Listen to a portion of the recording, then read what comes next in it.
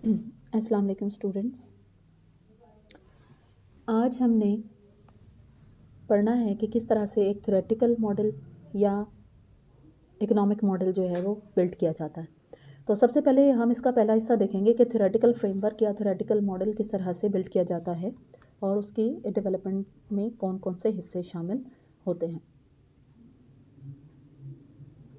Theoretical framework की क्यों ज़रूरत पेश आती है। सबसे पहले तो हम ये देखते हैं कि जब भी हम कोई रिसर्च करने जा रहे हैं, कोई टॉपिक सर्टेन हमने लिया हुआ है इंटरेस्ट का अपने, और उसकी या किसी प्रॉब्लम को रिजॉल्व करने जा रहे हैं या किसी क्वेश्चन का आंसर लेने जा रहे हैं, तो हमने ये देखना है कि वो उसमें जो वेरिएबल्स हैं वो किस तरह से एक दूसरे से रिलेट कर रहे हैं, यानी उनसे मॉडल कैसे बिल्ड हो रहा है, और ये कि हम इस रिलेशनशिप को क्यों देखते हैं इस तरह से, या इसकी जस्टिफिकेशन क्या है, एसोसिएशन, उसके लिए हमें थ्योरी बतानी।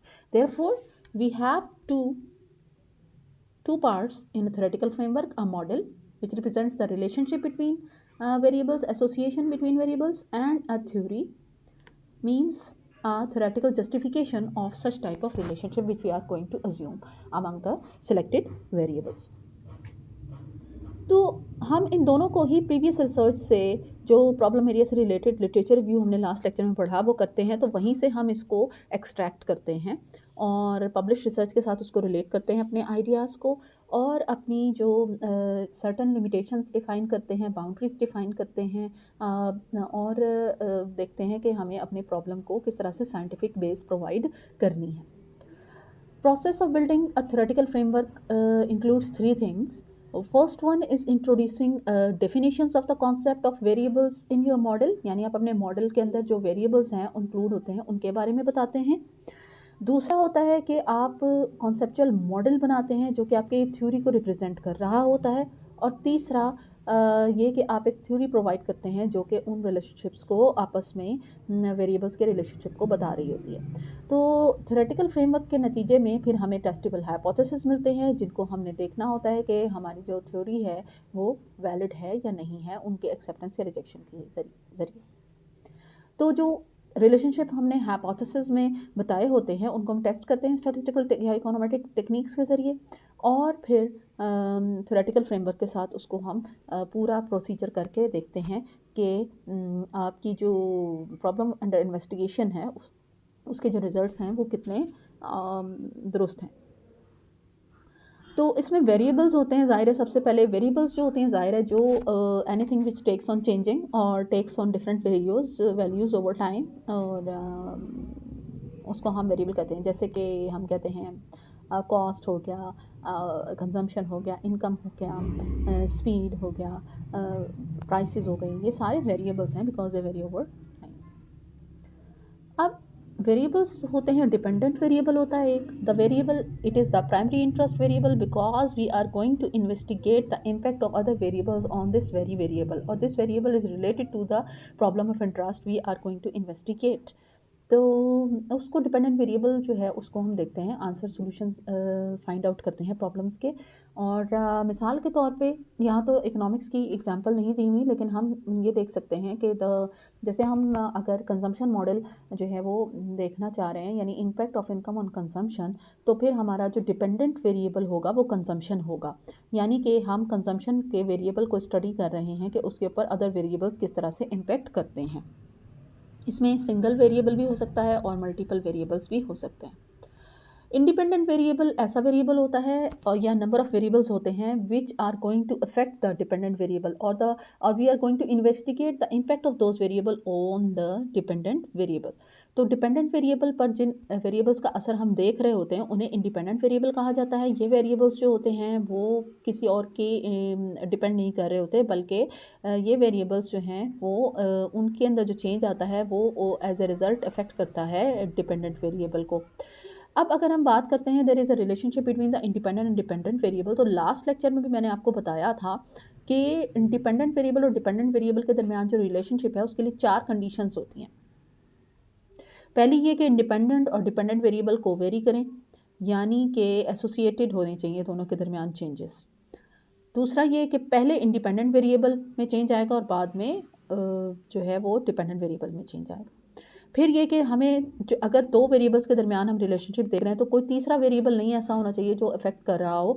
मिसाल के तौर पे जैसे मैं अगर आपको बताऊं कि कंजम्पशन और इनकम की अगर हम बात कर रहे हैं तो इसके अंदर फिर हम देखेंगे कि अदर वेरिएबल्स जो हैं वो जैसे कंज्यूमर का टेस्ट हो गया, या जो प्राइसेस ऑफ द गुड्स हो गई, या any other type of variables are not affecting the consumption at that time, तो हम सोनली इनकम का इम्पैक्ट कंजम्पशन पे देख सकते हैं।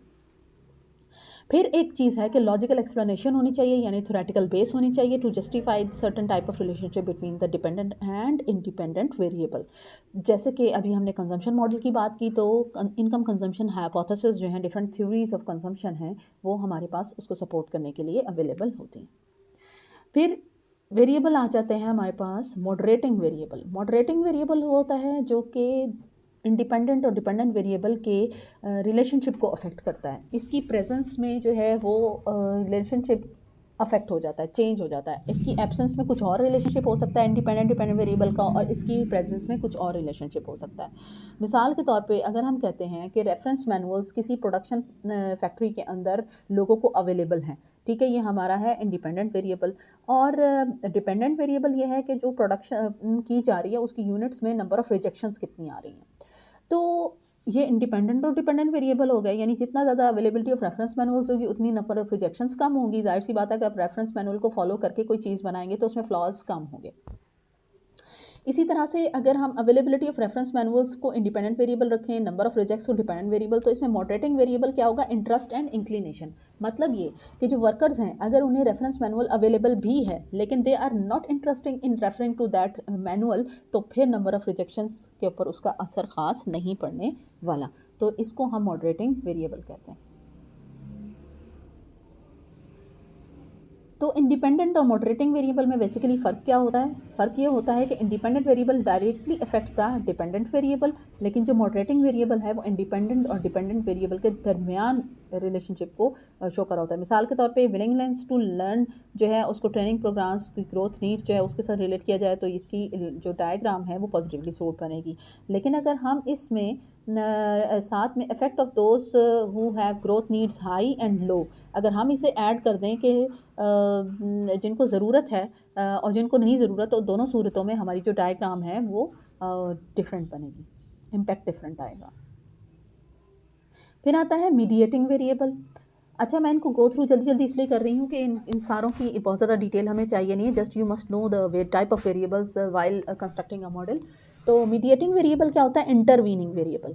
ये इंडिपेंडेंट वेरिएबल में चेंज आने से जो इफ़ेक्ट पड़ता है डिपेंडेंट वेरिएबल पर, उसके दौरानिए को में ये वाक़या होता है, यानी उसके दरमियान जो गैप आता है ना, एक टाइम लैप्स आता है, उसके अंदर ये वाक़या होता है, ठीक है। और उस वक्त उसका इम्पैक्ट सामने शो हो रहा था। ये टेम्पोरल क्वालिटी इसके अंदर होती है, टाइम डायमेंशन होती है। तो ये एक प्रोसेस बना देता है, ठीक है। जो मॉडल का प्रोसेस है उसको एक्सप्लेन करता है कि किस तरह से किस चैनल के through independent variable dependent variable को अफेक्ट कर रहा है। मिसाल के तौर पे यहाँ पे बात हो रही है कि एक जगह पे वर्कफोर्स डाइवर्सिटी है, मतलब मुख्तलिफ इलाके, मुख्तलिफ कल्चर, मुख्तलिफ स्किल्स के लोग एक जगह काम कर रहे हैं, और उसका इम्पैक्ट हम देख रहे हैं ऑर्गेनाइजेशनल इफेक्टिवनेस पे। यानी अगर डाइवर्सिफाइड एम्प्लॉयज़ होंगे, वो तरह तरह की स्किल्स वाले लोग एक जगह काम कर रहे होंगे, तो उससे ऑर्गेनाइजेशनल इफेक्टिवनेस पे बहुत अच्छा असर पड़ेगा। लेकिन इसमें मीडिएटिंग वेरिएबल आ जाता है। अब लोग इकट्ठे हो गए, अब वो इकट्ठे मिलकर काम करेंगे और नतीजे में इफ़ेक्टिवनेस आएगी, ऑर्गेनाइजेशनल एफिशिएंसी इंप्रूव होगी। इसके दरमियान एक टाइम ड्यूरेशन है, एक चैनल है, और वो चैनल क्या है? Creative synergy. यानी कि आप के जो डायरेक्ट वर्क इंटरेक्ट अगर कर रहे हैं प्रॉब्लम सॉल्विंग के दरमियान, तो हम ये देखते हैं कि बेसिकली उनके अंदर क्रिएटिव सिनर्जी होनी भी ज़रूरी है। ये मीडिएटिंग वेरिएबल होगा। मतलब ये कि वो किस तरह से उनके दरमियान क्रिएटिव वर्क फोर्स के अंदर किसी क्रिएटिव एनर्जी है भी या नहीं, एक दूसरे से सीखने की जो एनर्जी, मतलब वो एक पावर है या नहीं है। अगर हम ऐसे करें कि वो नहीं अगर सीखते एक दूसरे से, तो उसका इम्पैक्ट नहीं आएगा, ठीक है। तो मीडिएटिंग वेरिएबल उस दौरान में असर करता है। मैनेजरियल एक्सपर्टीज़ जो है वो मॉडरेटिंग वेरिएबल। तो ये थे हमारे डिफरेंट टाइप ऑफ वेरिएबल्स जो इस्तेमाल होते हैं इसके अंदर थ्योरेटिकल फ्रेमवर्क में, ठीक है। तो एक थ्योरेटिकल मॉडल फिर आप किस तरह से बना लेते हैं वो मैंने आपको भी बताया कि वेरिएबल्स आपने क्लियरली डिफाइन करने होते हैं, उनका रिलेशनशिप का कॉन्सेप्चुअल मॉडल बनाना होता है और क्लियर एक्सप्लेनेशन देना होता है फिर कि किस तरह से आप अपनी जो वेरिएबल्स हैं उनके रिलेशनशिप को जस्टिफाई कर रहे हैं। ठीक है, अब दूसरी चीज़ जो हमने इसमें देखनी है वो है इकोनॉमिक मॉडल हमने कैसे बिल्ड करना है। इकोनॉमिक मॉडल को बिल्ड करने के लिए सबसे पहले हमें डिफ़ाइन करने होते हैं अपने ऑब्जेक्टिव्स। ऑब्जेक्टिव्स को डिफ़ाइन करना होता है कि purpose of the model basically है क्या, कि आप क्या प्रेडिक्ट करना चाह रहे हैं। अगर हम इकोनॉमिक ग्रोथ को प्रेडिक्ट करना चाहते हैं और उसके ऊपर मॉनेटरी पॉलिसी या का इम्पैक्ट देखना चाहते हैं या फिर हम कंज्यूमर बिहेवियर के ऊपर काम कर रहे हैं, तो हमें पहले अपना ऑब्जेक्टिव बताना होगा। उसमें स्कोप भी आ जाता है कि आपने टाइम पीरियड कितना लिया, जोग्राफिकल एरिया कौन सा लिया, इकोनॉमिक फिनोमेना कौन सा है जिसको आप डिस्कस करने जा रहे हैं। ठीक है, जैसे समटाइम्स हम कहते हैं जी impact of economic growth, sometimes हम देखना चाहें कि causes of the economic growth का डिक्लाइन हो रहा है तो किस तरह से हो रहा है, तो वो हमारी मतलब स्कोप होता है कि हम लिमिट्स डिफाइन कर देते हैं। दूसरी में थ्योरेटिकल फ्रेमवर्क आ जाता है। अभी मैंने आपको थोड़ी देर पहले थ्योरेटिकल फ्रेमवर्क के बारे में बताया कि इकोनॉमिक थ्योरी आपने ज़रूर रखनी होती है जिसके ऊपर आपका मॉडल बेस करता है। मिसाल के तौर पे अगर हम इन्फ्लेशन को स्टडी कर रहे हैं तो हम फिलिप्स कर्व या क्वांटिटी थ्योरी ऑफ मनी को एज ए थ्योरेटिकल बेस लेंगे। फिर हमें लिटरेचर रिव्यू करना होता है ताकि हम देखें कि कौन कौन से मॉडल पहले यूटिलाइज हो चुके हैं और कौन कौन से वेरिएबल्स इसमें पहले इस्तेमाल हो चुके हैं और कौन कौन से नहीं हुए। फिर आपके पास जब वेरिएबल्स शॉर्ट लिस्ट हो जाते हैं तो फिर हम देखते हैं कि अब इनमें से किस वेरिएबल को डिपेंडेंट वेरिएबल लेना है, यानी कैटेगराइजेशन हम करते हैं। इंडिपेंडेंट वेरिएबल कौन सा होगा, कंट्रोल वेरिएबल कौन सा होगा। फिर अच्छा, कंट्रोल वेरिएबल के बारे में मैं अलग से आपको एक टॉपिक का लेक्चर जो है प्रोवाइड कर दूंगी। ठीक है, ये ऐसा वेरिएबल होता है जिसमें ये ऐसे वेरिएबल होते हैं जो कि डिपेंडेंट वेरिएबल को अफेक्ट करते हैं लेकिन हमारे स्टडी का मेन फोकस इन पर नहीं होता, लेकिन डिटेल हम बाद में कर लेंगे। फिर अगला स्टेप क्या होता है, वेरिएबल्स आइडेंटिफाई होने के बाद उन वेरिएबल्स के बारे में डाटा कलेक्ट किया जाता है। अब आपका डाटा जो है वो सेकेंडरी प्राइमरी कुछ भी हो सकता है। अगर सेकेंडरी है तो उसमें आपकी डाटा सोर्सेज कौन सी होंगी, वो सोर्सेज रिलायबल होनी चाहिए, कहीं से भी आप डाटा नहीं उठा सकते। जैसे गवर्नमेंट के डाटा बेसिस हैं, international organization, world bank, IMF या एकेडमिक पब्लिकेशन से आप डाटा ले सकते हैं। फिर आपने देखना है डाटा की क्वालिटी कि एक्यूरेट है, अप टू डेट है और टाइम पीरियड और जोग्राफिक एरिया जो आपने अपनी स्टडी के लिए लिया है उसको कवर कर रहा है। फिर आ जाती है functional form. Appropriate functional form आपने लेनी है, लीनियर होगा मॉडल, लॉग लीनियर होगा, नॉन लीनियर होगा, क्वाड्रेटिक वगैरह कुछ भी होगा। फिर उसकी मैथमेटिकल रिप्रेजेंटेशन होती है, जैसे कि इकोनॉमेटिक्स में आप लोग पढ़ भी चुके हैं कि y is equal to beta not plus beta 1 x1 फिर plus beta 2 x2 bn xn and so on. जितने भी आपके वेरिएबल हों उसमें एरर टर्म इंक्लूड हो जाती है। y इसमें डिपेंडेंट वेरिएबल है और एक्सेस जो है वो इंडिपेंडेंट वेरिएबल है। फिर एस्टिमेशन करनी है, किसी किस्म के भी सॉफ्टवेयर को यूज़ कर सकते हैं आप और कोई सी भी टेक्निक्स अप्लाई कर सकते हैं। मोस्टली जो है वो ordinary least square, generalize method of movements, maximum likelihood methods, different type of methods use किए जा सकते हैं। फिर डायग्नोस्टिक टेस्ट किए जाते हैं ताकि मॉडल की वैलिडिटी को देखा जा सके, जिसमें मल्टीकोलिनियरिटी है, हेट्रोसिडासिटी है, ऑटो कोरिलेशन है, नॉर्मेलिटी है। ये आप लोग इकोनोमेट्रिक्स में पढ़ चुके हैं। इसके बाद मॉडल की वैलिडेशन की जाती है, आउट ऑफ सैम्पल टेस्टिंग की जाती है, डिफरेंट डाटा सेट्स लेकर देखा जाता है कि आपने जो नए डाटा है उसके अंदर भी ये उसी तरह से वेल परफॉर्म कर रहा है या नहीं। तो इस तरह से आप, और उसके बाद आप इंटरप्रेट करते हैं और पॉलिसी इम्प्लीकेशंस बताते हैं कि आपके रिजल्ट्स जो आए हैं उनका क्या मतलब है, डिपेंडेंट और इंडिपेंडेंट वेरिएबल के दरमियान किस किस्म का रिलेशनशिप है। और फिर पॉलिसी इम्प्लीकेशंस दी जाती हैं और रिजल्ट्स की बेस पे कि गवर्नमेंट को किस तरह के इकदाम करने चाहिए टू अवॉइड सर्टन प्रॉब्लम्स और cope up with certain problems. ठीक है, आगे इसकी जो है एक मॉडल की, इन्फ्लेशन के मॉडल की हमने एक एग्जांपल दे दी है। इसमें ऑब्जेक्टिव क्या है, क्वार्टरली इन्फ्लेशन रेट को प्रेडिक्ट करना है। थ्योरेटिकल फ्रेमवर्क क्या है, हमने क्वांटिटी थ्योरी ऑफ मनी को इसके अंदर एज ए थ्योरेटिकल फ्रेमवर्क ले लिया। ठीक है, जिसमें money supply, velocity of money, price and output का आपको पता है कि इक्वेशन बनती है। फिर वेरिएबल्स आइडेंटिफाई करेंगे तो प्राइस इसमें या इन्फ्लेशन रेट हमारा डिपेंडेंट वेरिएबल होगा। Independent variable money supply growth है, GDP ग्रोथ है, वेलोसिटी ऑफ मनी है। पे इस पे हम डाटा लेंगे सेंट्रल बैंक रिपोर्ट से, नेशनल स्टैटिस्टिकल एजेंसी से, इंटरनेशनल फाइनेंशियल ऑर्गेनाइजेशन से। फिर इसका लॉग लीनियर फॉर्म में हम मॉडल बिल्ड कर लेंगे और फिर उसको एस्टीमेट करेंगे। एस्टीमेट करने के बाद आप इस पर टेस्ट अप्लाई करेंगे, डायग्नोस्टिक टेस्ट, इसकी वैलिडेशन करेंगे और फिर इंटरप्रेट करके बता देंगे कि किस किस्म के स्टेप्स गवर्नमेंट को लेने चाहिए in order to control the inflation.